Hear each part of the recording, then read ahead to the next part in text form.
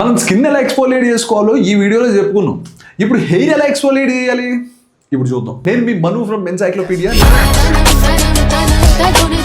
నేను మీకు ఉపయోగపడతాను అనిపిస్తే కింద లైక్ చేయండి అండ్ సబ్స్క్రైబ్ చేసుకుని ఉంచుకోండి. అండ్ మీకు ఏ టాపిక్ మీద వీడియో కావాలో కింద కమెంట్ చేయండి. కొంచెం షార్ట్ గా కొంచెం ఎంటర్టైన్మెంట్ తో నాకు తెలిసిన ఇన్ఫర్మేషన్ మీ వరకు తీసుకొస్తాం. ఇంకా మ్యాటర్ లోకి వస్తే ఈ స్కాల్ప్ ఎక్స్ఫోలియేషన్ వల్ల మన హెయిర్ ని మనం ప్రాపర్ గా క్లీన్ చేసుకుంటున్నట్టు. ఇంకా డీటెయిల్ గా చెప్పాలంటే మీ స్కాల్ప్ మీద స్వెట్ పట్టేసి ఒక బిల్డప్ పెరిగిపోయినా ఆర్ డాండ్రఫ్ ఉన్నా ఆర్ ఆయిలీ స్కాల్ప్ అయినా ఆర్ ఇవన్నీ దరిద్రాలు మీకున్నా కూడా ఈ స్కాల్ప్ ఎక్స్ఫోలియేషన్ అనేది మీకోసమే చాలా బాగా ఉపయోగపడుతుంది. టోటల్ గా స్కిన్ హెల్త్ కోసం ఎలా అయితే మనం కెమికల్ పిల్స్ తో ఎక్స్ఫోలియేట్ చేస్తామో ఈ హెయిర్ హెల్త్ కోసం కూడా మన స్కాల్ప్ ని ఎక్స్ఫోలియేట్ చేయాలి. అండ్ అది ఇంపార్టెంట్ కూడా. ఎనీవే నా హెయిర్ కి ఎలాంటి ప్రాబ్లమ్స్ లేకపోయినా I exfoliate my scalp once in a week. దీనికి పెద్ద రీజన్స్ ఏం లేవు, జస్ట్ నా స్కాల్ప్ హెల్త్ మెయింటైన్ చేయడం కోసం నేను ఎక్స్ఫోలియేట్ చేసుకుంటాను. స్కాల్ప్ అయితే క్లీన్ గా ఉంటుంది అండ్ బాగుంటుంది కూడా. ఇప్పుడు ఈ ఎక్స్ఫోలియేషన్ దేంతో చేయాలి, ఎలా చేయాలి, ఎప్పుడు చేయాలి? Very very simple. ఎప్పుడు చేయాలంటే వీక్లీ వన్స్ చేసుకోవాలి. ఎక్కువ సార్లు చేస్తారనుకో స్కాల్ప్ ఓవర్ ఎక్స్ఫోలియేట్ అయిపోయి స్కాల్ప్ హెల్త్ మొత్తం పాడైపోయింది. ఇప్పుడు ఎక్స్ఫోలియేషన్ దేంతో చేయాలి?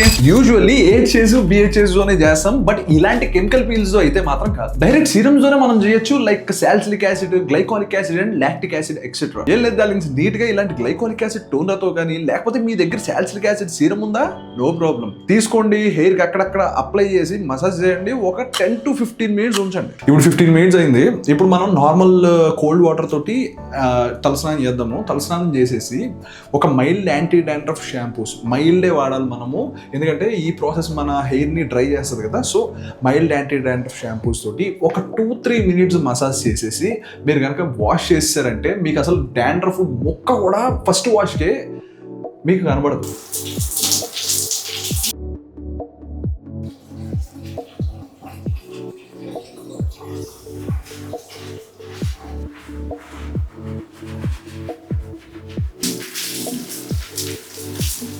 ఇప్పుడు the most important part, conditioning. A conditioner అయినా పర్లేదు. నా దగ్గర ఎన్ని కండిషనర్స్ ఉన్నాయో చూపిస్తాం. 1, 2, 3. ఏ కండిషనర్స్ అయినా పర్లేదు. The most important part conditioner అయితే అసలు మిస్ అవ్వద్దు. మీరు యూజువల్ గా 1-2 మినిట్స్ పెట్టుకునే వాళ్ళు, 5 మినిట్స్ పెట్టుకునే వాళ్ళు అయితే ఖచ్చితంగా 10 మినిట్స్ పెట్టుకోండి. ఎందుకంటే ఈ ఎక్స్ఫోలియేషన్ పార్ట్ అనేది కొంచెం మన హెయిర్ డ్రై చేసేస్తుంది. ఎందుకంటే మన స్కాల్ప్ మీద ఉన్న న్యాచురల్ ఆయిల్స్ ని, మన హెయిర్ మీద ఉన్న న్యాచురల్ ఆయిల్స్ ని ఈ ఎక్స్ఫోలియేషన్ పార్ట్ అనేది మొత్తం స్ట్రిప్ చేసి పడేస్తుంది అనమాట.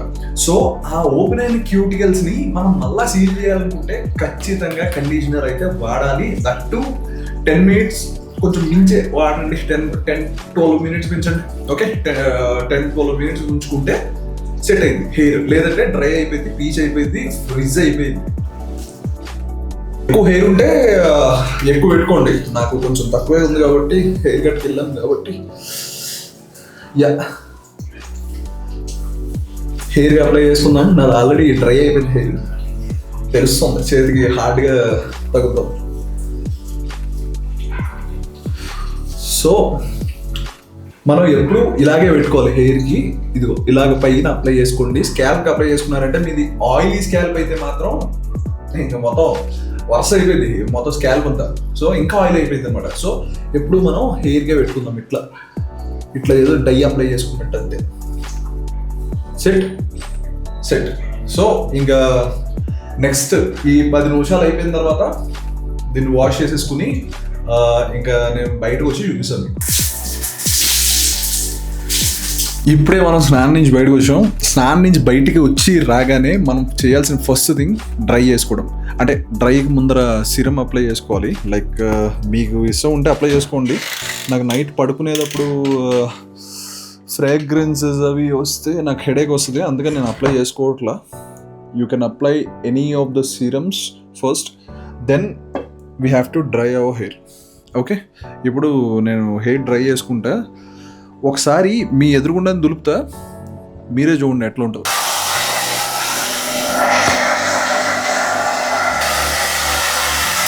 అన్నట్టు చెప్పడం మర్చిపోయా, ప్రతి ప్రోడక్ట్ లింక్ కూడా నేను ఎక్కడో స్క్రీన్ మీద ట్యాగ్ చేసి పెడతా. ట్యాగ్డ్ ప్రోడక్ట్స్ ఉంటే ఒకసారి చెక్ చేయండి దీంతో సహా.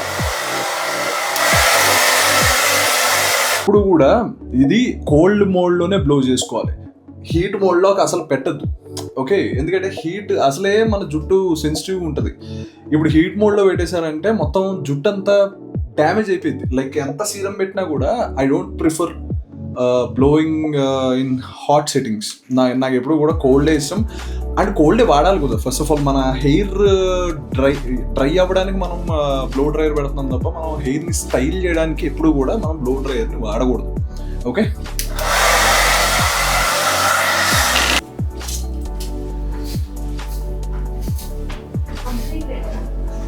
నార్మల్గానే దూకోండి. మీకు ఎలాంటి హీట్ పెట్టి దువ్వాల్సిన పని లేదు. మాట వింటది నీట్గా.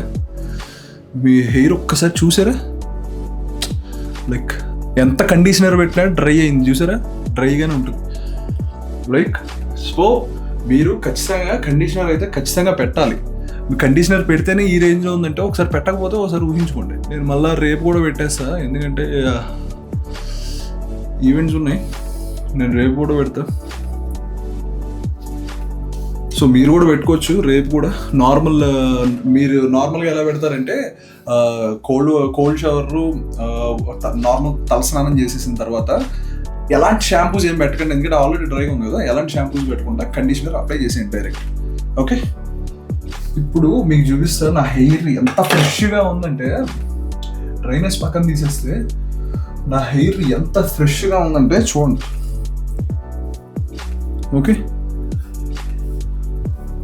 అండ్ ఒకసారి మీరు చెక్ చేసుకోండి, లైక్ ఇట్ట ఏమైనా తగిలిద్దా, ఏమైనా తగులుతుందా మీకు అని చెక్ చేసుకుంటే మీకే అర్థమైపోయింది.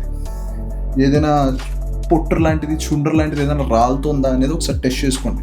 ఒకవేళ టెస్ట్ చేసుకుంటే మీకు సివియర్ డాండ్రఫ్ ఉంది, దాన్ని ట్రీట్ చేయడానికి ఇంకా డెర్మాటిస్తోనే అయింది. అది మన నార్మల్ ఇలాంటి ఎక్స్ఫోలియేషన్ వల్ల 60% కంట్రోల్ అయింది. బట్ ఎందుకంటే మంచిది, ఒకసారి డెర్మాటిని కలిస్తే మంచిది. నాకైతే నేను వీక్లీ వన్స్ ఇలాంటి ఎక్స్ఫోలియేషన్ కూడా చేస్తుంటా. సో నాకైతే ఎలాంటి డాండ్రఫ్ ఉండదు. యాజ్ యూ కెన్ సీ అదే పరిస్థితి. ఈ వీక్లీ వన్స్ ఆర్ ట్వైస్ చేసే ఈ మొత్తం ప్రాసెస్ వల్ల మీకు బెనిఫిట్స్ ఏంటి? డెడ్ స్కిన్ సెల్స్ ని రిమూవ్ చేస్తుంది, దానివల్ల స్కాల్ప్ హెల్త్ బాగుంటుంది. హెయిర్ ఫాలికల్స్ ని అన్క్లాగ్ చేస్తుంది. ఈ ఫాలికల్ క్లాగింగ్ అంటే అక్కడక్కడ మన హెయిర్ మీద హెయిర్ లాస్ అయిపోయింది, దాన్ని ఇది ఆపుద్ది. ఎందుకంటే మనకు రెగ్యులర్గా స్వెట్ పట్టేస్తుంది, హెల్మెట్స్ వల్ల స్వెట్ ట్రాప్ అయిపోయింది, అండ్ హెయిర్ ప్రొడక్ట్స్ వాడుతుంటాం, దానివల్ల మనకి స్కాల్ప్ బిల్డప్ కూడా ఎక్కువ అయిపోయింది.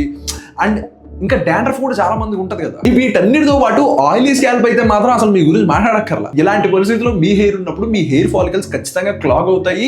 అండ్ క్లాగ్ అయిన చోట హెయిర్ లాస్ కూడా ఉంటుంది, ఎందుకంటే అక్కడ న్యూ హెయిర్ గ్రోత్ ప్రమోట్ అవ్వదు కదా. సో ఎక్స్ఫోలియేటింగ్ వల్ల ఇలాంటివి ఏమీ అవ్వవు, నీ డాండ్రఫ్ పోద్ది, నీ ఆయిలీ స్కాల్ప్ మళ్ళీ నార్మల్ అయిపోయింది, అండ్ ఇలాంటివన్నీ కూడా తగ్గుతాయి. టోటల్ గా నీ హెయిర్ గ్రోత్ ఎన్వైరన్మెంట్ ని ఇంప్రూవ్ చేస్తుంది. దానివల్ల ఇచ్చింగ్ అండ్ ఇరిటేషన్ లాంటివి అయితే ఉండవు. అన్నట్టు చెప్పడం మర్చిపోయింది. దీనివల్ల మన హెయిర్ వాల్యూమ్ కూడా ఇంక్రీజ్ అవుతుంది. ప్రాడక్ట్స్ అయితే ఎక్కడ ట్యాగ్ చేస్తాను. ఈ కొంచెం టైంలో మాక్సిమం ఇన్ఫర్మేషన్ ఇచ్చేసా అని అనుకుంటున్నా. లేదు ఇవ్వలేదు అనుకుంటే మీకు ఏదైనా డౌట్స్ ఉన్నా కానీ కింద కమెంట్ చేయండి.